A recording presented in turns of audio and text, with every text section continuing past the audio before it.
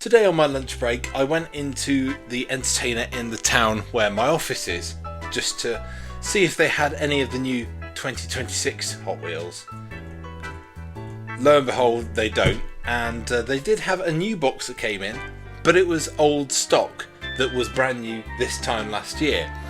But they were all long cars, similar to my local entertainer as well.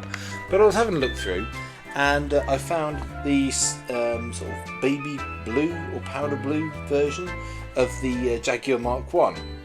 I absolutely love this casting. I have the other three castings of this that were done, and I thought, well, because this is the only other one, I might as well get it. So I'll just crack it open, and then there's something that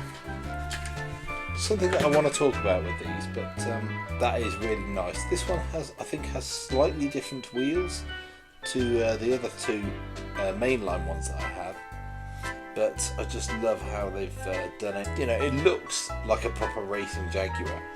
But yeah, anyway, here's what I want to talk about. And so here it is, along with the other versions of the Mk1 Jaguar that Hot Wheels have made. But what I wanted to talk about really was this red one. This was the second one of these that I actually bought, and I have to say it's my favourite one. Kind of reminds me of the Inspector Morse car, because that was quite similar to this, although it was a Mark II, I think, not a Mark 1. But anyway, I'm getting into Jaguar semantics.